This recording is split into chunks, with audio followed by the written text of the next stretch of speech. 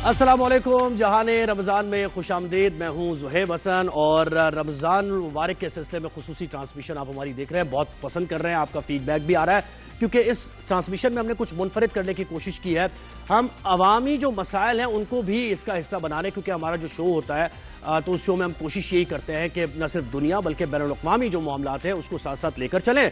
और क्योंकि रमज़ान मुबारक की ये खुसूसी ट्रांसमिशन है तो इसमें दीन की मालूमात और दीन की अच्छी अच्छी बातें, मुफ्तियान इकराम, नातिया कलाम और ये सब कुछ तो हमारी इस ट्रांसमिशन का हिस्सा होता ही है।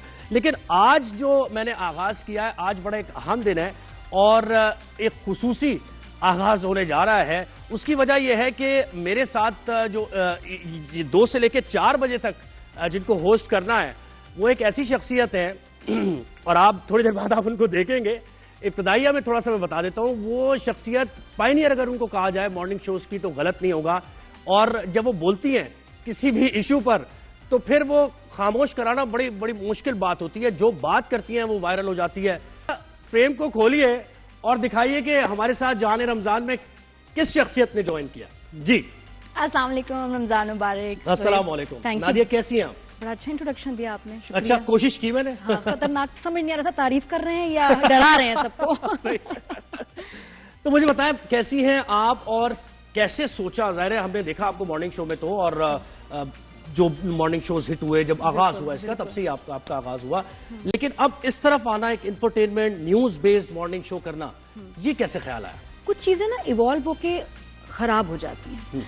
तो एंटरटेनमेंट चैनल के जो मॉर्निंग शोज थे वो भी जब इवॉल्व हुए हैं तो थोड़ा कंटेंट गड़बड़ हो गया। और मुझे लगता है कि जो मैं इंफरटेनमेंट का कंटेंट देना चाहती हूँ, बात करना चाहती हूँ, ऑब्वियसली देखिए with age with time you get wiser, आपको बहुत सारी बातें समझ आने लगती हैं और आप बेहतर बोल पाते हैं। और मुझे लगता था कि वो बातें तो वहाँ उस फॉर्मेट में नहीं फिट आती हैं, तो मैं इसलिए बहुत अरसा शो कर भी नहीं रही थी। और फिर या चैनल नहीं पसंद आता था या कुछ ना कुछ, या होस्ट नहीं पसंद आते थे। तो इधर सीधी बात है। मुझे चैनल बहुत अच्छा लगा, इसकी स्क्रीन इतने कम अरसे में इनका इतना एक इम्पैक्ट बना लेना। बस होस्ट मामूली सा था, ठीक है कोई बात नहीं, काबिल कबूल है। बहुत आते हैं लेकिन पता ही नहीं चलता। लेकिन नहीं, मैं कह रहा हूं होस्ट मामूली सा था, बस खैर चैनल अच्छा था तो ठीक है, चैनल से आऊंगी आहिस्ता आहिस्ता। तो इतने कम अरसे में एक अपना नाम बनाना, impact, screen is very nice, teams बड़ी स्ट्रांग है। तो मैं, क्योंकि मुझे था कि मैं दोबारा कहीं नजर आऊं तो सब सही होना चाहिए भाई। तो और एक और बात, बचपन से मुझे ना खबरें पढ़ने का बड़ा शौक था। क्या बात है, मैं आपको बताऊं, पहली ख्वाहिश ये थी जिंदगी में। मिला या फिर हुआ क्या आपके साथ? नहीं, 90s 80s में हमारे स्टार्स न्यूज कास्टर्स होते थे और आपको अगर अपनी जबान ठीक करनी है, जो हमें थोड़ी बहुत अच्छी उर्दू आती है, अंग्रेजी आती है, इसमें उनका बहुत बड़ा हाथ है। बड़ी देर की मेहरबान। लेकिन मैं आई थिंक उस वक्त बिल्कुल ही क्वालिफाई नहीं करते थे, क्योंकि न्यूज बहुत सीरियस बिजनेस था वहाँ, इतने पढ़े लिखे लोग, इतना साफ बोलने वाले। मुझे बताया कितनों के अब आप मतलब क्या बातें करेंगी, कितने लोगों के दिल जलाएंगी आप? नहीं, बस अच्छा सा शो करेंगे, बोलूंगी तो मैं सच, आपको पता ही है, थोड़ा सा जज्बात पे काबू रख के, लेकिन मैं चाहती हूँ कि पाकिस्तान बिफोर एनीथिंग एल्स। बिल्कुल ऐसे ही है।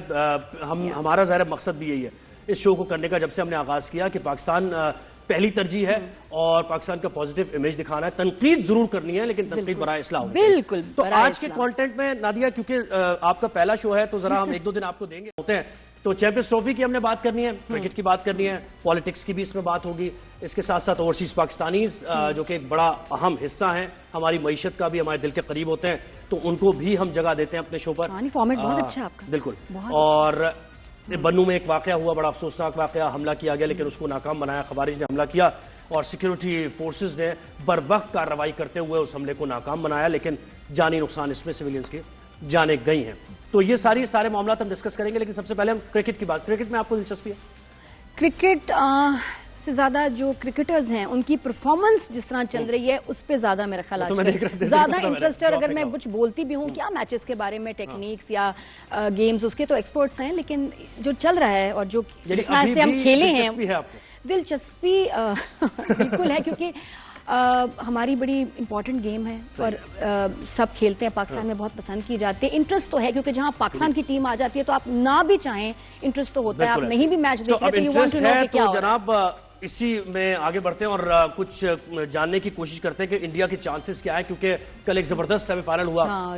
इंडिया और ऑस्ट्रेलिया का कांटे का मुकाबला था और इंडिया ने वो मैच निकाल लिया, जीत गया इंडिया, फाइनल में पहुंच गया है। अब दूसरा सेमीफाइनल है साउथ अफ्रीका और न्यूजीलैंड अच्छा, the way things were going I was very sure कि इंडिया ने जाना इंडिया ने final जाना, में। बिल्कुल बहुत ऐसा कुछ जैसे चीजें, कि कुछ साइंस बड़े सामने नजर आ रहे थे। तो हमें कैसा ही ज्वाइन होना किया है जनाब सैयद मोहम्मद अवैस, क्रिकेट एनालिस्ट हैं। अब्बास शबीर ब्यूरो चीफ इस्लामाबाद हैं और क्रिकेट पर भी उनका तबसरा आप देखती हैं हमारे शो पर।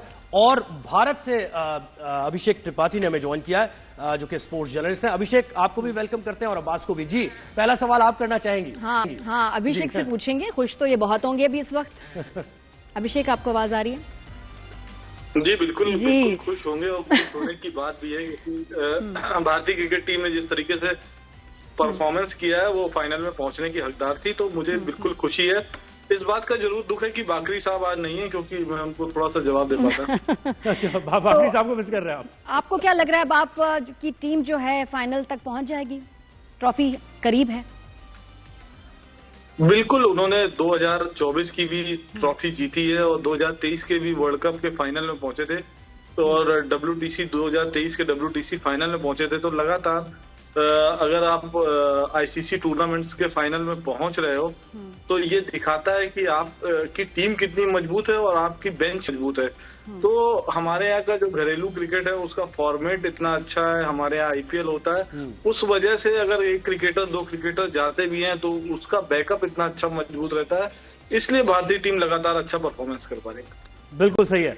अभिषेक, हमें अब्बास शबीर ने भी ज्वाइन किया। अब्बास, आप बताइएगा भाई, सब अच्छा ही चल रहा है ना? इंडिया में तो सब अच्छा चल रहा है, हम क्या कह सकते हैं? हमारे पास तो कहने को भी कुछ नहीं है। पाकिस्तान में क्या चल रहा है? ये सिलेक्शन हुई है और T20 के कप्तान चेंज कर देंगे। अभी तो नया लड़का आया था, उसको जरा परफॉर्म तो करने देते हैं, कॉन्फिडेंस तो लेने देते हैं, उसको कैप्टनसी दे दी है। क्या ये सिलेक्शन हुई है, टीम सिलेक्शन, इस पर क्या कहेंगे आप? देखिए, सब कुछ अच्छा चल रहा है। ट्रॉफी जो है वो दुबई में है, टेबल पाकिस्तान के अंदर रह गई है। हम तो सिर्फ टेबल को ही देख रहे हैं, अब ट्रॉफी तो दुबई के अंदर है। टीम इंडिया ने जिस कंसिस्टेंसी के साथ क्रिकेट खेली है और जिस स्किल के साथ पॉजिटिव क्रिकेट मैंने इस टूर्नामेंट में इंडिया की देखी, 2024 वर्ल्ड कप मैंने खुद विटनेस किया USA में, 2023 वर्ल्ड कप में भी मैं इंडिया था, उसमें मैंने इंडिया टीम की परफॉर्मेंस देखी। तो एक परफॉर्मेंस के अंदर निखार बढ़ता चला जा रहा है। 11 के 11 प्लेयर्स आपको नजर आते हैं टीम के अंदर लड़ते हुए। आप देखें कि इंग्लिश कैप्टन ने शिकस्त के बाद कप्तानी से इस्तीफा दिया, स्टीवन स्मिथ ने इस्तीफा दे दिया, और पाकिस्तान के 11 के 11 नजर आते हैं आपस में लड़ते हुए। जी जी, हमारी अलग एक चल रहा है, एक अलग मैच चल रहा है, अलग मैच चल रहा है। इन्होंने पाकिस्तान के कप्तान ने इस्तीफा नहीं दिया, पाकिस्तान के कप्तान को T20 से ड्रॉप करके 1 डे के अंदर रिटेन कर लिया उन्होंने। कर्टसी नाम की चीज नहीं है, अवाम की तर्जुमानी ये लोग नहीं करते। अवाम में जो गम गुस्सा है, अवाम चाहती है कि ये प्लेयर्स को रेस्ट दिया जाए, ये प्लेयर्स अब टीम के अंदर ना हो, लंबा रेस्ट मिलना चाहिए। कोई हमारा सुन ही नहीं रहा। हमारे यहाँ पर पता नहीं क्रिकेट के साथ कौन से साइंसदान इस वक्त जुड़े हुए हैं, अरस्तू हैं क्रिकेट के, जो टीम को इस तरह शफल कर रहे हैं कि आई डोंट नो कि क्या उन्होंने टीम को न्यूजीलैंड के लिए सिलेक्ट किया है। वही सारे प्लेयर, तैयब ताहिर, वही खुशदिल शाह, उधर से शाहीन को उठा के उधर डाल दिया, इधर से बाबर रिजवान को ड्रॉप करके फिर उधर डाल दिया।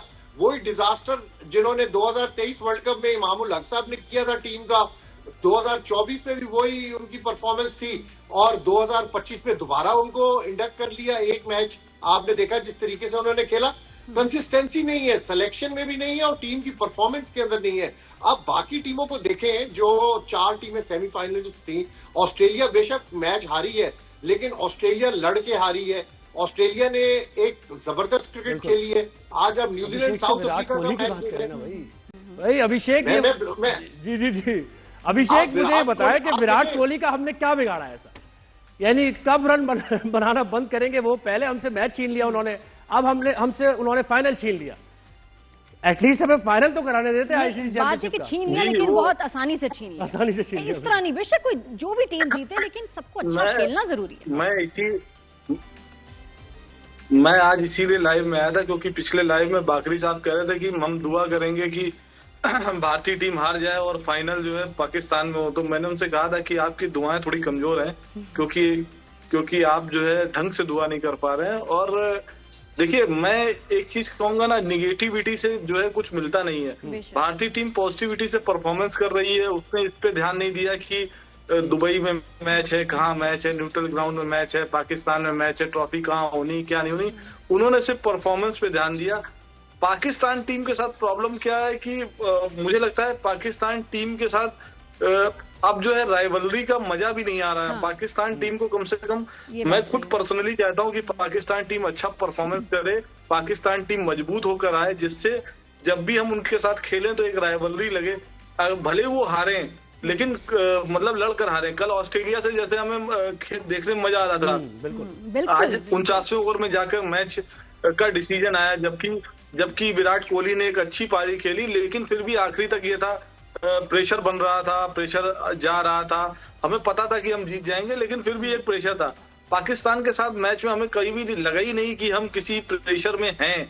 तो ये मुझे लगता है पाकिस्तान क्रिकेट बोर्ड की गलती है, पाकिस्तान जर्नलिस्टों की गलती है जो उनके ऊपर दबाव नहीं बना पा रहे हैं।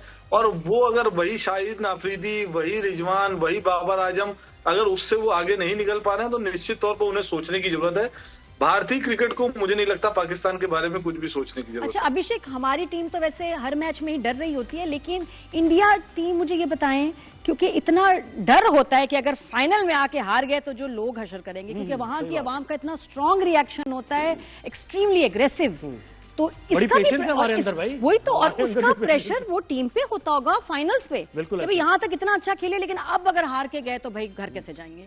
वहां लोग बड़ा इमोशनल हो उस जाते प्रेशर को हैं। हैंडल करना, बिल्कुल अभिषेक, ये भी बड़ा एक देखिए पिछले कुछ सालों में जब जितना मैंने क्रिकेट देखा है, जब हम लोग बचपन में थे, जब एजाज अहमद, सईद अनवर, वसीम अकरम, वकार यूनिस, मोइन खान, इनकी टीम आपकी खेलती थी, तो निश्चित तौर पर हम लोगों पर ज्यादा प्रेशर होता था। लेकिन पिछले कुछ सालों में देखा है, खासतौर से आईसीसी टूर्नामेंट में देखा है कि आपकी टीम धीमे धीमे कमजोर होती गई और हमारी टीम धीमे धीमे मजबूत होती गई।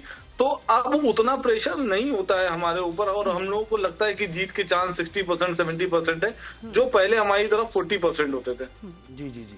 चलिए, अच्छा ठीक है, all the अब्बास, मुझे बताएं कि अब टीम तो ज़ाहिर सेलेक्ट कर ली है, T20 की भी और ODIs की भी। पाकिस्तान टीम जब परफॉर्म करेगी तो उसकी हम परफॉर्मेंस पर कुछ एनालिसिस होगा भी। अभी तो खैर बहुत कुछ बात हो गई। ये जो दूसरा सेमीफाइनल होने जा रहा है, इस पर आप क्या समझते हैं? साउथ अफ्रीकन के चांस है, क्योंकि बड़ी जबरदस्त खेल रही है साउथ अफ्रीका इस वक्त, और पूरे जिस तरह रिदम के साथ उनके बैटर्स, बॉलर्स, फील्डर्स एक जेलन करके खेल रहे हैं, तो एक कांटे का मुकाबला ये भी होने जा रहा है। 50-50 चांस है दोनों का। देखिए, साउथ अफ्रीका हमेशा से बड़े मैचेस में, बड़े टूर्नामेंट्स में, सेमीफाइनल, फाइनल के मौके पे हमेशा अनलकी रही है। नो डाउट साउथ अफ्रीका की टीम बहुत जबरदस्त टीम है, फुल फॉर्म के अंदर है। और न्यूजीलैंड की टीम ने भी पाकिस्तान के कंडीशंस के अंदर काफी दिनों से वो मैच खेल रहे हैं, काफी दिन उनके गुजर गए हैं यहाँ पर। साउथ अफ्रीका, न्यूजीलैंड ने भी पाकिस्तान के अंदर मैचेस खेले हैं, तो कंडीशंस का कोई प्रॉब्लम नहीं होगा दोनों टीमों के। लेकिन 50-50 साउथ अफ्रीका की स्किल्स आप देख लें, न्यूजीलैंड टीम की स्किल्स देख लें।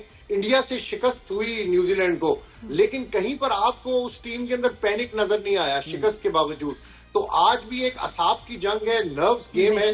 जो टीम आज असाब की जंग जीतेगी, प्लेयर्स दोनों के पास बहुत अच्छे हैं, ऑलराउंडर्स हैं, फील्डर्स भी बहुत अच्छे हैं। यानी मैं समझता हूं कि क्रिकेट में कोई कमी नहीं है दोनों टीमों के अंदर। लक बहुत काउंट करेगी आज के मैच में, और अर्ली विकेट्स बड़ी काउंट करेंगी। और ये देखना होगा कि न्यूजीलैंड कितना टारगेट देता है। अगर 300 प्लस साउथ अफ्रीका के सामने टोटल रख देता है न्यूजीलैंड, तो फिर साउथ अफ्रीका को प्रेशर में लाने के लिए न्यूजीलैंड वो तमाम हरबे इस्तेमाल करेगा, प्लान 1, प्लान 2 और प्लान 3, जहां से साउथ अफ्रीका को प्रेशर में डाला जाए। क्योंकि साउथ अफ्रीका की टीम प्रेशर के अंदर बहुत जल्दी आ जाती है। यही उनका एक नेगेटिव पॉइंट है कि बड़े मैचेस के अंदर वो प्रेशर में आकर मैच गवा देते हैं। बिल्कुल, अब तो मैच अब जो है वो टेस्ट ऑफ द नर्व्स है हर टीम के लिए। से ये बताइएगा कि न्यूजीलैंड के दौरे के लिए जो पाकिस्तान की टीम अब बनाई जा रही है, उसमें कितनी गलतियां और कितने सही हैं मेंबर्स आपको लगता है?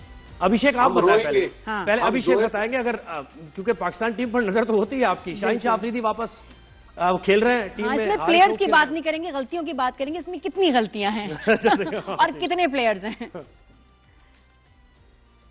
नहीं देखिए, मैंने बहुत ज्यादा एनालिसिस नहीं किया है, लेकिन पाकिस्तान क्रिकेट बोर्ड का जो मैंने आपको प्रॉब्लम बताया है कि आपको अपने सबसे पहले सिलेक्शन कमेटी ठीक करनी पड़ेगी, उसके बाद आपकी टीम ठीक होगी।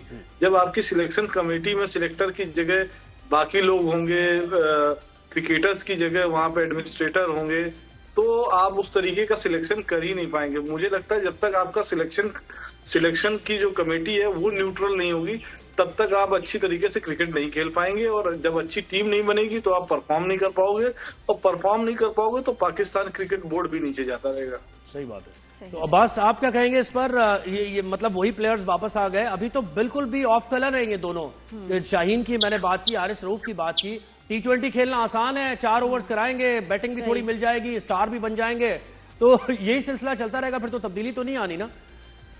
देखिए जोहेब भाई, आपके शो में आप दोबारा वही शो करेंगे, आप भी वही बात कर रहे होंगे, न्यूजीलैंड में पाकिस्तान टीम को शिकस्त। ये मैं वक्त से पहले आपको इसलिए बता रहा हूं कि हमने, मेरा ख्याल है, गलतियों से सीखा कुछ भी नहीं। हमने वही प्लेयर्स दोबारा आजमाने का फैसला किया। Selection is a big problem in Pakistan, merit is a big problem. जहां पर मेरिट नहीं होगा वहां पर फिर इस किस्म की सिलेक्शंस होंगी, और आपने वही प्लेयर्स सेलेक्ट किए हैं जो 2023, 2024 और 2025 में पाकिस्तान टीम की शिकस्त की वजह बने। अगर आपने इन्हीं प्लेयर्स के ऊपर रिलाय करना है, इन्हीं को मौका देना है, तो फिर तो मेरा ख्याल है क्रिकेट को बेहतर करने के लिए जो आप बातें कर रहे हैं कि क्रिकेट बड़ी बेहतर हो जाएगी, यंगस्टर्स को मौका दिया जाना चाहिए, तो फिर अगर आप सीनियर प्लेयर्स को उसी तरीके से, उसी फॉर्म के अंदर आप न्यूजीलैंड के अंदर भी देखेंगे, तो फिर तो मैं समझता हूं कि पाकिस्तान क्रिकेट का अल्लाह ही हाफिज है। फिर वो बेहतरी वाली गुंजाइश में नजर नहीं आ रही। लेकिन चीफ सेलेक्टर, हेड कोच जिस तरह आकिब जावेद थे चैंपियंस ट्रॉफी में, सिलेक्शन सारी जिम्मेदारी उनकी थी, अब ये जिम्मेदारियां उनसे ले लेनी चाहिए। और एज अ कर्टसी मैंने शुरू में आपको बताया कि इंग्लिश टीम और ऑस्ट्रेलियन टीम के कैप्टन रिजाइन कर गए क्योंकि वो परफॉर्म नहीं कर सके। यहाँ तो रिजाइन करने का कोई चीज ही नहीं है किसी की, यहाँ तो अकाउंटेबिलिटी कोई है ही नहीं ना। यहाँ तो आप खेल रहे हैं, खराब परफॉर्म कर रहे हैं, और क्यों खराब परफॉर्म कर रहे हैं ये जानने की बड़ी जरूरत है। क्या इनको रेस्ट नहीं मिल रहा? जो ये कहते हैं कि जी रेस्ट नहीं है, तो फिर कुछ चैंपियनशिप्स में ना खिलाएं जब तक इनका रेस्ट नहीं पूरा हो जाता। रेस्ट इसलिए नहीं है कि लीग्स खेलनी है इन्होंने, लीग्स खेलनी है इन्होंने। देखिए मिशेल स्टार्क को चैंपियंस ट्रॉफी की टीम में शामिल किया जा रहा था, लेकिन उन्हें लगा कि उन्हें रेस्ट लेना चाहिए तो उन्होंने रेस्ट ले लिया। अगर किसी खिलाड़ी को लगता है कि उन्हें रेस्ट लेना चाहिए तो वो रेस्ट ले, वो जबरदस्ती खेल के हराए मत। बिल्कुल बिल्कुल, ठीक है, शुक्रिया अभिषेक त्रिपाठी, बहुत शुक्रिया, आपने हमें भारत से ज्वाइन किया। और अब्बास शब्बीर, ब्यूरो चीफ इस्लामाबाद, आपने हमें ज्वाइन किया। और क्रिकेट पर तबसरा और तजिया हुआ, लेकिन ये तबसरे तजिए कोई काम नहीं कर रहे, यही काम कर रहे हैं। और Pakistani team is a brand. माजी में जो हमारी कारकर्दगी रही है, जो हमारे प्लेयर्स का आप देखें ना, कैरिज्मा रहा है कि कोई डॉक्यूमेंट्री, कोई फिल्म, कोई इंटरव्यू पाकिस्तान टीम के किसी प्लेयर के जिक्र के बगैर मुकम्मल होता ही नहीं था। और अगर हम इस तरह कंटिन्यूअसली करते रहे तो वो नाम नहीं रहेगा भाई। बिल्कुल, अब ये हाल जरा खराब हो गया, हाल बदहाल हो गया, कुछ करना पड़ेगा। मैं आ गई हूँ, कुछ ना कुछ अब करना पड़ेगा। मैं यही कह रहा था कि नादिया को कोच बना देते हैं भाई, वो बताएंगे कैसे प्रेशर हैंडल होता है। मेरे ख्याल इनसे बेहतर ही कर जाऊंगा। सही बात। तो एक हमने ब्रेक लेना है, ब्रेक के बाद जब हम आएंगे तो कुछ पॉलिटिक्स की बात होगी, मुल्क में क्या चल रहा है सियासत के मैदान में, तो कहीं जाइएगा नहीं। जहान रमजान की खुसूसी ट्रांसमिशन जारी है। जी जनाब, वेलकम बैक टू जहान रमजान।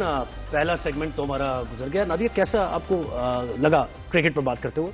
अल्हम्दुलिल्लाह, नाइस, अच्छा लगा। हाँ, पॉलिटिक्स में इंटरेस्ट है? इंटरेस्ट जरूरी है, क्योंकि ये अपने मुल्क की पॉलिटिक्स है, अपने मुल्क के हालात में अगर आप ये नहीं कह सकते कि इंटरेस्ट नहीं, बिल्कुल ऐसे ये हमें अफेक्ट करता है, तो हमें इंटरेस्ट होना चाहिए, पता होना चाहिए क्या कुछ हो रहा है। बिल्कुल, और हमेशा ही हम शो पर पॉलिटिक्स की बात करते हैं, तो आज भी हम करने जा रहे हैं पाकिस्तान तहरीक इंसाफ के मामला। ऑपोजिशन की जमात है, वो किस तरफ बढ़ रहे हैं। पाकिस्तान पीपल्स पार्टी और मुस्लिम लीग नून के मामलात भी, बहुत सी इश्यूज पर हम देख रहे हैं कि इस वक्त कंसर्न्स है पाकिस्तान पीपल्स पार्टी को। वो पानी का मामला हो सिंध को लेकर, या फिर पंजाब में पाकिस्तान पीपल्स पार्टी की जो लीडरशिप है उसके जो तहफ़्फ़ुज़ात हैं वो भी अभी दूर नहीं किए गए हैं। तो क्या मुलाकातें हुई हैं इस सिलसिले में, और इन कंसर्न्स को दूर करने के लिए क्या हुकूमत कोशिश करी, ये हम जानेंगे। पाकिस्तान पीपल्स पार्टी के सीनियर रहनुमा नवीद कमर साहब ने ज्वाइन किया। नवीद साहब, बहुत शुक्रिया, आपने वक्त दिया। जी थैंक यू भाई। जी, आप बड़े सीजन सीनियर पॉलिटिशियन हैं, सब बताएं जो इस वक्त मुल्क की पॉलिटिकल हालत चल रही है उसमें ऑपोजिशन गवर्नमेंट के क्या मामला हैं? देखिए, ऑपोजिशन और गवर्नमेंट के मामला तो इतने अच्छे नहीं हैं, क्योंकि ऑपोजिशन का और प्राइमरीली पीटीआई का फोकस इस बात पे है कि उनके जो लीडर हैं इमरान खान साहब, वो जेल में हैं और उन पे केसेस चल रहे हैं, और वो चाह रहे हैं कि किसी न किसी तरीके से उनको ये रिहाई मिल जाए इस चीज़ से और उनके केसेस ख़त्म किए जाएं। जाहिर है कि गवर्नमेंट ना खान साहब ये करते थे जब वो गवर्नमेंट में थे, ना ही ये गवर्नमेंट इस वक्त ये कुछ करने को तैयार है। मामलात अदालतों में हैं, अदालतें जो हैं वो अपने हिसाब से इन केसों को देख रही हैं, जो ट्रायल कोर्ट्स हैं वो भी, और फिर जो अपीलेट इदारे हैं खासकर high courts and supreme court, तो कहीं ना कहीं जाके ये मामला सेटल होंगे। लेकिन जाहिर है कि उसकी वजह से एक पॉलिटिकल इंस्टेबिलिटी जरूर मुल्क में रहती है, और खासकर पार्लियामेंट का टाइम बहुत सारा इसमें जाता है। जो मेन जो नेशनल असेंबली एंड सेनेट्स हैं, कमेटीज में तो फिर भी काम चल जाता है, जो प्लेनरी जिसको कहते हैं उसमें जरूर एक डिसरप्शन रहता है इस सारे मामले की। जी, और आपने पार्लियामेंट की बात की तो याद आ गया कि पार्लियामेंट में हाजिरी भी अभी रिपोर्ट आई थी, बहुत कम थी। वो पीपल्स पार्टी के दौर में वाहिद वो दौर है जिसमें पार्लियामेंट में पार्लियामेंटेरियंस आते हैं रेगुलरली, और वजीर आजम भी उस वक्त आए। अच्छा नबी साहब, ये बताइएगा, ये जो ग्रैंड अलायंस की तैयारी हो रही है, इसमें महमूद खान अचकजई भी मौजूद हैं, शाहिद खान अब्बासी भी हैं, मौलाना फजल रहमान से तो बातचीत चली रही है, इसको लेकर पीपल्स पार्टी कैसे देखती है? एज एन आउटसाइडर आप कैसे देख रहे हैं? क्या किसी मौके पर पीपल्स पार्टी से कोई कम्युनिकेशन इस सिलसिले में होगी या नहीं होगी? नहीं, पहली चीज तो ये कि अलायंसेस बनना सियासत का एक मामूल का काम है, सो वो इतना बड़ा इशू नहीं है। सवाल ये है कि क्या किसका अलायंस किसके साथ बन रहा है। इस वक्त अगर आप पार्लियामेंट में देखें तो सवाए पीटीआई के एक सीट महमूद खान की है, जो कि इनके साथ 1 एडिशनल नंबर आएगा। अदर देन दैट पार्लियामेंट में कोई भी पार्टी इनके साथ इस अलायंस में नहीं है। मौलाना साहब के साथ कोशिश जरूर हो रही है, लेकिन मौलाना साहब जो है वो मंजे हुए खिलाड़ी है, वो अपने हिसाब से इस सारी मामले को चला रहे हैं। So I don't see this as an alliance, जैसे कि अलायंसेस तब होते हैं जब बड़ी पार्टियां या बड़ी स्ट्रेंथ रखने वाली पार्टियां आपस में मिलके और किसी एक या मौक़िफ़ पे या किसी हुकूमत पे या जो भी वो करें। So that is not an issue. सवाल ये कि कल भी अगर ऑपोजिशन को देखें तो पीटीआई थी, और आज भी अगर ये सारे मामलात करने के बाद भी अगर है तो वो पीटीआई है। बियॉन्ड दैट और कोई उनकी ज्यादा स्ट्रेंथ नहीं है। शायद जो है वो बहुत एक नई खिलाड़ी है इस फील्ड में, अभी उनका कोई इलेक्ट्रल रिप्रेजेंटेशन भी नहीं है। आगे जाके क्या होता है वो तो बात की बात है, लेकिन इस वक्त अलायंस जो है उसकी पर से कोई स्ट्रेंथ नहीं। अच्छा, हम लोग सुन रहे थे कि प्राइम मिनिस्टर और बिलावल भुट्टो की कोई आपस में मुलाकात हुई है, होने वाली है। आपको बेहतर पता होगा। इनको तो पता होगा बेहतर, आप बताएं, अंदर की बात बताएं। मुलाकात आज से पहले कोई भी नहीं हुई, और ना ही कोई ऐसा शेड्यूल था जिसमें उन्होंने मुलाकात करनी थी। आज अलबत्ता ये जरूर है कि क्योंकि हाई पावर्ड बोर्ड है जिसमें प्रमोशंस होते हैं 21 to 22 ग्रेड के, जिसको प्राइम मिनिस्टर हेड करता है, और उसके मेंबर जो हैं बिलावल साहब भी पीपल्स पार्टी के रिप्रेजेंटेशन उस बोर्ड पे बिलावल साहब करते हैं। तो ये जरूर आज मुलाकात, अभी मुझे रिपोर्ट तो नहीं आई, लेकिन मुलाकात जरूर हुई होगी। अच्छा, एक और चीज, प्रेसिडेंट आसिफ अली जरदारी की मुलाकात बताया जा रहा था कि मियां नवाज शरीफ से या फिर मुस्लिम लीग नून की क़यादत से होनी है, और उसमें खास तौर पर पंजाब की आपकी क़यादत पीपल्स पार्टी की बहुत ज्यादा उन्हें तहफ़्फ़ुज़ात हैं। फिर पानी का मामला, इस पर आप बिल्कुल भी कॉम्प्रोमाइज करने को तैयार नहीं है किसी भी सूरत, और आपके जो चेयरमैन है वो भी इस पर आवाज उठाते रहे। तो इन दो इशूज को लेकर क्या बात आपकी हो रही है नून लीग की गवर्नमेंट से? देखिए, पहली चीज तो ये कि ये सब मीडिया स्पेकुलेशन होती है कि बिलावल साहब की मीटिंग हो रही है या सदर साहब की हो रही है। कम से कम पार्टी लेवल पे ऐसी कोई ना इंफॉर्मेशन है ना डिस्कशन है। तो वो तो खबरें जो हैं वो ये थोड़ी बहुत चटपटी होती हैं, तो ये अक्सर आपको नजर भी आती है। जहाँ तक इश्यूज का ताल्लुक है, बिल्कुल पानी वाले इश्यू में पीपल्स पार्टी का बहुत क्लियर और बहुत जो है सख्त स्टैंड है कि पानी जो है वो इंडस सोर्स से डाइवर्ट ना किया जाए, क्योंकि इंडस में पहले से शॉर्टेज है, और जो सिंध है जो कि लोअर राइपेरियन है उसको तहफ़्फ़ुज़ात हैं कि इस वक्त भी उनको अपने हिस्से का पानी नहीं मिल रहा। तो फर्दर उसमें से कैनाल निकालेंगे तो वो पानी और कम हो जाएगा, और हमारी जो खड़ी फसलें हैं उनको ड्राउट ईयर्स में, जिस साल कहत साली होगी उस साल में पानी नहीं दिया जाएगा। ये है बेसिक केस सिंध का इस सारी चीज में।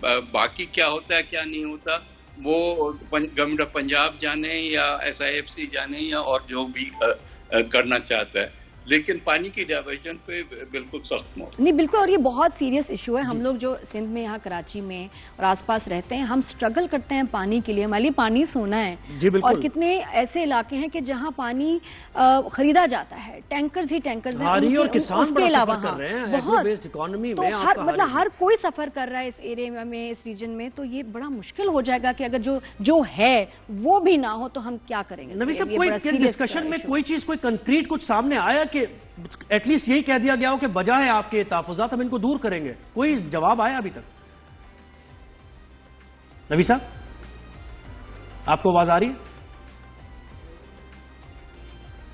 नबी कमर साहब से राबता मुनक़ता हुआ है। मैं पानी का बहुत सीरियस इशू है। और देखें, जब क्लाइमेट चेंज की हम बात करते हैं, आप देखें कुछ दिन पहले इमरजेंसी नाफिज की गई थी रावलपिंडी में। अभी तो खैर बारिशें हो रही हैं, अल्लाह का करम है कि बारिशें होना शुरू हो गई हैं, लेकिन रावलपिंडी में सूरत हाल इतनी खराब हो गई थी कि वाटर इमरजेंसी नाफिज कर दी गई थी। नबी साहब, आपको अगर आवाज आ रही है तो हम ये पानी के मसले की बात कर रहे थे, तो आपने जब ये बात की है, मुख्तलिफ फोरम्स पर बात हुई है, कोई कंक्रीट कुछ बात एटलीस्ट यही कह दिया हुकूमत ने कि आपके बजाय ये तहफुजात हम दूर करेंगे? देखिए, ये मामला बारहा हमने नेशनल असेंबली में भी उठाया हुआ है और हुकूमत की तरफ से कोई स्ट्रेट फॉरवर्ड जवाब नहीं होता। अब आई डोंट नो कि ये एट द मिनिस्टर्स लेवल या मिनिस्ट्री के लेवल पे इशू है या इसके पीछे और ज्यादा कुछ है, लेकिन ये बहुत सीरियस मामला इस वक्त मेरे ख्याल से मुल्क में कम से कम सिंध की लेवल पे तो ये नंबर 1 मामला है। बाकी तो दहशत गर्दी और इकोनॉमी वगैरह चलते रहते हैं, लेकिन this is a very serious issue. तो उसको उतनी सीरियसनेस देनी चाहिए जो कि मुझे नहीं समझ में आता कि हुकूमत क्यों बिल्कुल इस पे बेहिस होके बैठी हुई है। जी अच्छा, एक और चीज बताइएगा। देखें, आप हुकूमत का साथ दे रहे हैं जो उनके अच्छे काम हैं डेमोक्रेसी के लिए, डेमोक्रेसी को चलता रहने देने के लिए, लेकिन देखें एक बैगेज तो बहरहाल है। महंगाई में इजाफा हो रहा है, जो लोगों की तवक्कुआत है वो पूरी नहीं हो रही हैं। फिर रूल ऑफ लॉ की सूरत हाल भी आप देख रहे हैं, फ्रीडम ऑफ स्पीच की सूरत हाल भी देख रहे हैं। तो पीपल्स पार्टी कहीं ना कहीं इन मामलात पर भी तो नजर रखे हुए है ना कि परसेप्शन अवाम में जा क्या रहा है इस हुकूमत का सियासी कॉस्ट पे करने के लिए। डेफिनेटली ये हमें पता था पहले दिन से, जब हम ये हुकूमत को सपोर्ट करने का हमने ऐलान किया था कि इसका जाहिर है एक फॉल आउट होगा और हुकूमत के खिलाफ जो भी नेगेटिविटी होगी वो ज्यादातर तो मुस्लिम लीग पे जाएगी, लेकिन उसका थोड़ा कुछ न कुछ हिस्सा जो है वो पीपल्स पार्टी के भी उसमें आएगा। लेकिन it's a risk worth taking, क्योंकि उसका ऑल्टरनेटिव ये था कि हुकूमत गिर जाए और उसके बाद या तो मुल्क में केओस हो जाए या फिर दोबारा से इतना जल्दी एक री इलेक्शन हो जो कि शायद जो पार्लियामेंट्री डेमोक्रेसी की स्टेबिलिटी है उसके लिए दुरुस्त नहीं है। तो वो रिस्क पीपल्स पार्टी ने आंखें खोल के फिर रखा है। बाकी जहां तक इश्यूज है, फॉर एग्जांपल आपने महंगाई की बात की, महंगाई का इश्यू ये है कि इन्फ्लेशन रेट तो काफी हद तक अंडर कंट्रोल आ रहा है, जो कि आप खुद देखते होंगे। उसका समर लोगों तक कैसे पहुंचेगा, दैट इज द इश्यू। आम आदमी जो है वो देखता है कि मेरी चीजें सस्ती होनी चाहिए। अब क्योंकि इन्फ्लेशन अभी भी पॉजिटिव है, नेगेटिव नहीं है, चाहे कितना भी कम हो गया हो। जब वो नेगेटिव होगा तो चीजें सस्ती होंगी ना। अब अभी तक हम उस स्टेज पे नहीं पहुंचे। असल में इतनी ज्यादा महंगाई हो गई है कि जब उसके बाद कम बेहतर हुई हैं चीजें तो इतना फील नहीं हो रहा। वो परचेजिंग पावर नहीं है ना लोगों के अंदर। अच्छा, और एक रिपोर्ट में भी है कि जी करप्शन जो है पाकिस्तान में ज्यादा हो गई है, लेकिन गवर्नमेंट कह रही है कि आपने भी देखा होगा, गवर्नमेंट कह रही है कि करप्शन कम हुई है। आप क्या कहते हैं? देखिए, करप्शन तो पाकिस्तान में एक इंडेमिक इशू है। ये जितने भी मेजर्स लिए गए, नैब बनाया, एहतसाब ब्यूरो बनाया, फला, वो सब पॉलिटिकल इंजीनियरिंग के लिए बनाए गए थे। कोई सीरियस एफर्ट हुआ ही नहीं है जो सिस्टम में करप्शंस हैं उसको खत्म करने के लिए, बल्कि काफी सारी एरियाज जहां शायद पहले करप्शन कम थी या नहीं थी वहाँ अब ज्यादा हो गई है। तो ये तो मैं कभी भी नहीं अग्री करूंगा कि करप्शन कम हो गई है या खत्म हो गई है। जी जी जी, दावे बहरहाल अपनी जगह है, दावे हुकूमत की अपनी जगह। अच्छा नवी साहब, एक और सवाल आपसे, आखिरी सवाल, आपके चेयरमैन से मुलाकात हुई है, उस मुलाकात में क्या किस सियासी से सूरत हाल पर बात हुई है, किन किन मामलात पर डिस्कशन हुई, अगर आप बताना चाहें।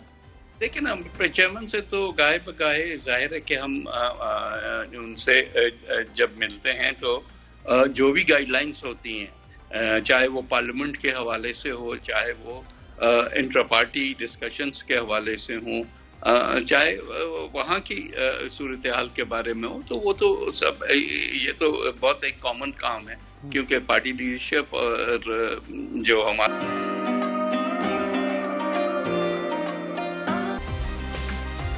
जी ब्रेक के बाद एक बार फिर आपके सामने हाजिर हैं जहां रमज़ान में। और जैसे कि आप सभी जानते हैं कि पाकिस्तान की जो सिक्योरिटी फोर्सेस है नबरदाज़मा है दहशत गर्दी के ख़िलाफ़, और ये अज़्म है, इस अज़्म का इजहार किया जाता है, बारहा किया जाता है कि दहशत गर्दी के नासूर को जड़ से उखाड़ फेंकना है। बेशक, और ये जंग हम कब से लड़ रहे हैं, बिल्कुल ऐसे, विक्टिम्स हैं हम इसके, बिल्कुल ऐसे।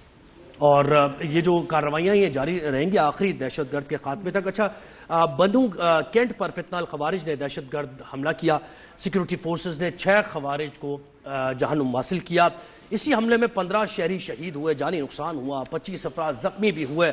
सिक्योरिटी ज़राए ये बता रहे हैं कि कल अफ्तार के बाद दहशतगर्दों ने बनू कैंट में दाखिल होने की नाकाम कोशिश की, यानी वो कोशिश कर रहे थे बनू कैंट के अंदर दाखिल होने की, लेकिन इस कोशिश को नाकाम बनाया। बर वक्त मुस्तैदी के साथ दहशतगर्दों के खिलाफ लड़ते हुए बारूद से लदी 2 गाड़ियां बनू कैंट की दीवार से उन्होंने टकरा दी। खवारिज ने सिक्योरिटी फोर्सेस की कार्रवाई के बायस गाड़ियां घबराहट में दीवार से टकराई, लेकिन इसमें 15 शहरी शहीद हो गए और 25 अफराद जख्मी हुए। अब ये जो दहशतगर्दी की कार्रवाइयां हैं नादिया, ये वक्तन फवक्तन हम देखते हैं कि रमज़ान मुबारक में एग्जैक्टली बढ़ भी गई है। बिल्कुल, इस पर हम बात करेंगे। दिफाई तज्जियाकार ब्रिगेडियर रिटायर्ड हारिस नवाज साहब ने हमें ज्वाइन किया। हारिस साहब, बहुत शुक्रिया आपने वक्त दिया। बिल्कुल जी, अस्सलाम वालेकुम। वालेकुम अस्सलाम। जी ब्रिगेडियर साहब, ये रमज़ानुल मुबारक के महीने में ऐसी टेररिस्ट अटैक्स बढ़ गए हैं, क्या वजह है? देखें, बात एक पहले तो ये है कि ये बताएं कि कोई मुसलमान जो कलमा तौहीद पढ़ता हो वो इस मुबारक महीने में या इवन अदरवाइज क्या एक इस तरीके से कोई ब्रूटल अटैक कर सकता है? बिल्कुल भी नहीं, मुसलमान तो है ही नहीं। वसल्लम ने इरशाद किया था कि एक इंसान का कत्ल पूरी इंसानियत का, ये तो अब रोज की रूटीन बनी हुई है। ये देयर एनिमल्स, बिल्कुल ये बिल्कुल यकीन करने खूनी दरिंदे हैं, ये देर नॉट मुसलमान, इंसान है ही नहीं है जी। इसी इस्लाम में इनको खारिजी कहा जाता है कि इस्लाम से खारिज कर दिया, निकाल दिया गया था। और जिस तरीके से ये देखें कि आप बनू कैंट में रमजान के महीने में, और हमें अपनी जितनी भी तारीफ करें सिक्योरिटी फोर्सेस की पेशा वराना सलाहियतों के तरीके से निडर होकर उन्होंने इस हमले को नाकाम बनाया, जिसमें 6 इनके टेररिस्ट उसी वक्त मार दिए। उसके बाद टोटल इनके जो है वो 15 खारिज मारे गए हैं, उसमें 4 सुसाइड बॉम्बर थे। और फिर घबराहट में उन्होंने जाके 2 असले गोला बारूद से लदी गाड़ियों को दीवार से मार दिया, एक मस्जिद शहीद कर दी, फिर उस सिविलियन को नुकसान पहुंचाया, सिविलियन शहीद हुए, जानी नुकसान, उनके बाद हमारे इंजर्ड कितने हुए। आप ये देखें कि ये कितना ही एक ब्रूटल एक्ट है, क्या ये कोई इंसान नहीं कर सकते? नहीं, बिल्कुल, जितनी मजम्मत की जाए कम है। हारिस साहब, ये बताइएगा कि हम अक्सर ये देखते हैं, इसके ट्रेंड को अगर हम देखें तो पाकिस्तान जब भी इकोनॉमिकली स्टेबल होने लगता है या फिर अमन अमान की सूरत हाल बेहतर होने लगती है, ये कार्रवाइयाँ होती हैं, तो हमने ये देखा है कि बलूचिस्तान में और केपी की यानी बड़ी प्रॉक्सीज भी काम करती हैं, इन्फिल्ट्रेट किया जाता है अफगानिस्तान के जरिए। तो कौन लोग इसमें मुलव्वस हो सकते हैं? मल्टीपल लोग हैं, हमारे दुश्मन मुल्क की एजेंसीज भी, और दूसरी तरफ अफगानिस्तान से भी हमें जाहिर है हाँ, या किसी ने जिम्मेदारी ली हो इस अटैक की। लेकिन वो तो विनो के गुलबदन हिकमत जार के ग्रुप हैं, लेकिन बात ये है कि इसमें इंडियन रॉ इन्वॉल्व है, और उसके बाद ये इवन आई वुड से कि बुरी हुकूमत जो अफगान तालिबान की है वो शामिल है इसमें। अक्सर अफगानी खुद नेशनल शामिल होते हैं, TTP तो आपके सामने खारिज, फिर उसके अलावा BLA, BNF, मजीद ब्रिगेड, BNA, ये जो कोयटा के बलूचिस्तान के कुछ लोग ना समझ वो शामिल है। लेकिन एक प्रॉब्लम ये है कि अमेरिकन जाते हुए हज़ारों लाखों की तादाद में वेपन एमुनिशन छोड़ के गए हैं। अभी आपके सामने ट्रम्प ने कहा कि हम $7 बिलियन का वेपन एमुनिशन अफगानिस्तान में छोड़ के हैं। 70,000 बख्तरबंद गाड़ियां और ट्रक ट्रांसपोर्ट्स हैं। ये सारा इन टेररिस्ट ऑर्गेनाइजेशन के हाथ में लगा हुआ है। वहां पर 24 टेररिस्ट ऑर्गेनाइजेशन है जिनको अल-कायदा ट्रेन कर रही है। ये अब इनके हाथ में वेपन एमुनिशन, ये पाकिस्तान में आते हैं, पाकिस्तान को डिस्टेबलाइज करना चाहते हैं। इंडियन रॉ की एफर्ट यही है कि बलोचिस्तान में टेररिज्म करो और केपीके में करो। बलोचिस्तान में इसलिए कि हमारा सीपैक मनसूबा कामयाब ना हो, यहाँ पर इसलिए कि खौफ और राज फैलाया जाए और पाकिस्तान को जो है ना सिक्योरिटी वाइज स्टेबलाइज ना किया जाए, क्योंकि जब तक सिक्योरिटी इन्वायरमेंट बेहतर नहीं होंगी हम इकोनॉमिक डेवलपमेंट नहीं कर सकते, फॉरेन इन्वेस्टमेंट नहीं आएगी, फॉरेन नेशनल की लाइफ एंड जो प्रॉपर्टी सेफ नहीं है तो वो कैसे आएंगे। इसलिए चीफ आर्मी स्टाफ ने जनरल आसिम मुनीर ने बारहा बात की है कि we are determined to eliminate terrorism from Pakistan. इसके लिए फौज ने जितनी भी कुर्बानी देनी है, शहादत देनी भी विल, बट इसको कंप्लीट खत्म करने के लिए पूरी कौम को यकजा होना पड़ेगा। और आपको जो करप्शन है, हुंडी का पैसा आता है, नारकोटिक्स का आता है, स्मगलिंग का आता है, इनको मिल रहा है, ये सब खत्म होंगे तो इसके टेररिज्म मुल्क से जब खत्म होगा। बिल्कुल।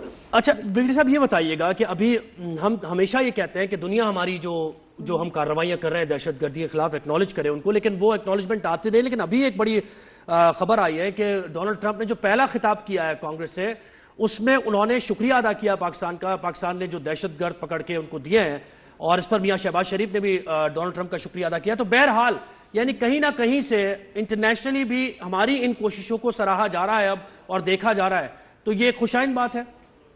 बहुत खुशाइन बात है पाकिस्तान के लिए ये बहुत ही अच्छी खबर है। And we are really thankful to American के जिस तरीके से ट्रंप ने बात की है। और इसमें ये देखें कि एक वो एक्नॉलेज करते हैं जो हम कहते हैं कि अफगानिस्तान में टेररिज्म हो रहा है। अब ट्रंप ने भी खुद बात कर ली है। उसके बाद जब पाकिस्तान ने उनको ये सपोर्ट किया इसको अरेस्ट करने में, हमारी सिक्योरिटी एजेंसी ने, ये एक बहुत बड़ी कामयाबी है जिसमें ये शरीफुल्लाह जो टेररिस्ट है, लीडर था दाइश का, इसने वहां पर धमाका किया जिसमें 13 यूएस नेशनल मारे गए, 170 अफगानी मारे गए एयर बेस के ऊपर। और ये कब से इसके पीछे लगी, इंटरनेशनल नोन ग्लोबल टेररिस्ट था और पाकिस्तान ने अफगान बॉर्डर के ऊपर इसको अरेस्ट किया है। ये बहुत बड़ी कामयाबी है और we must appreciate our security forces, उन्होंने कैसे किया। और सेकंड, ये बात की जाती थी कि ट्रंप आएंगे तो पता नहीं पाकिस्तान से क्या हालात हो जाएंगे, पॉलिटिकल पार्टी को सपोर्ट करेंगे। It is not like they appreciate Pakistan effort. इसका मतलब कि they have trust in government of Pakistan, arm forces और people of Pakistan, they're all together जब पाकिस्तान की तारीफ होती है। और ये फिर इसके साथ it is unwavering support from Pakistan to eliminate terrorism, ये एक पता चलता है। और USA understand now the only thing is कि दे मस्ट आस्क ये अफगान तालिबान कि आप अपने मुल्क से टेररिज्म खत्म करें। और उन्होंने थ्रेट भी किया कि हम आपको $7 बिलियन का वेपन हमें वापस करें वरना आपको फाइनेंशियल सपोर्ट बंद कर देंगे। बिल्कुल सही, लेकिन ये वेपन जब वो अपने साथ ला सकते हैं तो साथ लेके भी जा सकते थे, ये छोड़ने का क्या मकसद? मकसद वी मस्ट अंडरस्टैंड, देखें वी शुड रियलाइज कि पाकिस्तान एक न्यूक्लियर मुल्क है, बहुत इस्लामिक न्यूक्लियर मुल्क है। हमारी जियो स्ट्रेटेजिक लोकेशन बहुत अच्छी है, हमारी फौज बैटल हार्डेंड है। अगर हम इकोनॉमिक तरक्की करेंगे तो अपने फैसले अपने मुल्क की मफादात में करेंगे। इसी तरह वो चाहते हैं कि अफगानिस्तान ट्रबल सम रहे, वहां पर होता रहे, पाकिस्तान में टेररिज्म होता रहे, पाकिस्तान डिस्टेबल हो। बिल्कुल। लेकिन ब्रिगेडियर साहब एक सवाल यहाँ पर, जैसे दुनिया में तब्दीली आ रही है, डोनाल्ड ट्रंप ने जब ऑफिस संभाला तो एक पाकिस्तान के लिए एक ये उम्मीद भी है और एक अपॉर्चुनिटी भी है कि वो रशिया के साथ ताल्लुकात को बेहतर बनाना चाह रहे हैं, मुल्क से जंगों का खात्मा करना चाह रहे हैं, चाइना के साथ भी मामलात वो देख रहे हैं। तो हम अगर ये जो ब्लॉक है अगर इसमें रशिया, तो हमारे लिए एक अपॉर्चुनिटी तो बहरहाल आप देख रहे हैं ना इस बदलती दुनिया में। देखें, इसके लिए बेहतर ये है कि हमें अपने रीजन में स्ट्रांग हो। Russia, central Asia, Pakistan, Iran, China, no they are the one जिनको बैठ के डिसाइड करना है इस रीजन को कितना स्टेबल करना है। उसके लिए सबको मिलकर सिक्योरिटी एक अम्ब्रेला बनाना चाहिए। आप सिक्योरिटी हेड्स बैठें, मुज़ाकरात करें। अफगानिस्तान अगर पीसफुल हो जाता है, अमन पुरसा हो जाता है, इसका मतलब सेंट्रल एशिया से हमारी कनेक्टिविटी हो जाती है बलूचिस्तान की, और बलूचिस्तान से फिर आप गवादर पोर्ट से ये central Asia, China, Russia, Afghanistan को पूरी दुनिया की मार्केट अवेलेबल है अपना सामान लाने के लिए, ले जाने के लिए। अफ्रीका और पूरा मिडल ईस्ट आप सोचिए कितनी इकोनॉमिक तरक्की होगी। यही तो प्रॉब्लम है कि पाकिस्तान के उनकी जो न्यूक्लियर वेपन्स हैं वो खटकते हैं इनको। इंडिया इजराइल थ्रेट समझता है, और अगर इजराइल थ्रेट समझता है तो अमेरिका उसको सपोर्ट करता है। That is the reason we must understand India is being used as a proxy by American for Pakistan and China. और लोग अपना बड़ा रोल प्ले कर रहे हैं माशाल्लाह मैशत को आगे बढ़ाने के लिए, लेकिन ये जो टेररिस्ट अटैक्स हैं ब्रिगेडियर साहब, ये कब खत्म होंगे? हमारी आर्मी स्ट्रांग है, हमारी इंटेलिजेंस स्ट्रांग है, तो फिर ये कैसे हो जाता है? देखें, इसके लिए जरूरी ये है कि पूरी कौम, आप देखें लड़ाई जो होती है ना, फौज नहीं लड़ती अकेली, you fight as a nation. और second, strong military is a symbol of strong federation. आपके सामने दुश्मन ये रियलाइज कर लिए कि जब तक पाकिस्तान की फौज और अवाम में ताउन है, फौज स्ट्रॉन्ग है, पाकिस्तान को नुकसान नहीं होगा। इराक देखें, लिबिया देखें, सीरिया देखें, वहां फौज कमजोर थी, उन्होंने अपने अज़ाइम पूरे कर लिए। अब ये वक्त है कि इकट्ठे चीफ आर्मी स्टाफ नासिम ली ने बहुत ये बात की है कि अगर मुझसे इसको खत्म करना है तो अज़्म इस्तेकाम है पूरी। उसके अलावा रमजान स्पेशल ट्रीटमेंट है जो कि जल्दी जल्दी असर दिखाए, अपने फौरन इंस्टेंट रिजल्ट्स हों, जिसके हमें तो इंस्टेंट रिजल्ट्स चाहिए, इंस्टेंट हसीन हो जाए, जवान हो जाए। क्या चल रहा है?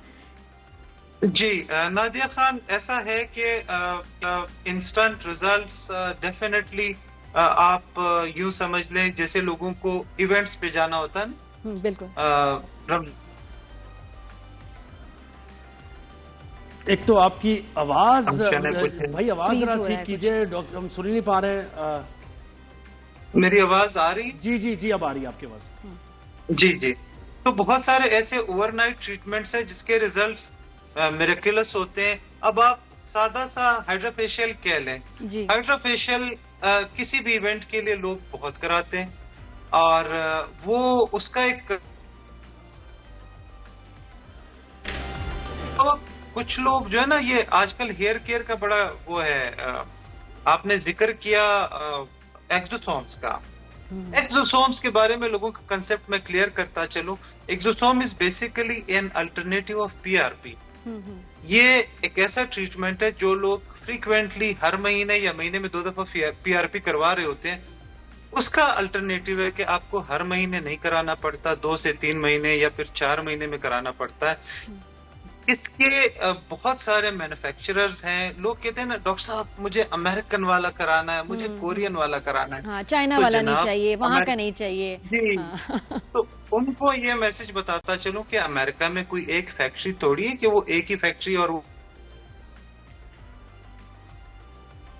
बड़ी माजरत डॉक्टर बिलाल शम्स साहब, आपसे बात हो नहीं पा रही और आप बड़ी इंपॉर्टेंट बात कर रहे थे। मेरा ख्याल है इनको स्टूडियो में बुलाया जाए और फिर एक शो जो है थोड़ी ज्यादा देर के लिए उनसे बात हुई, क्योंकि ये सब्जेक्ट बड़ा इंटरेस्टिंग है, खवातीन को बहुत पसंद है। जैसे मैंने कहा मर्दों का भी बड़ा इसमें दिलचस्पी हो गई है, तो मुझे मेरे लिए हैरानी की बात है, यकीन कीजिए। हर treatment, even laser hair reduction के लिए भी आदमियों की लाइनें लगी हुई हैं। अच्छा, बिल्कुल टक्कर पे चल रहा है, टक्कर पे मुकाबला चल रहा है। वक्त का मुकाबला सख्त है।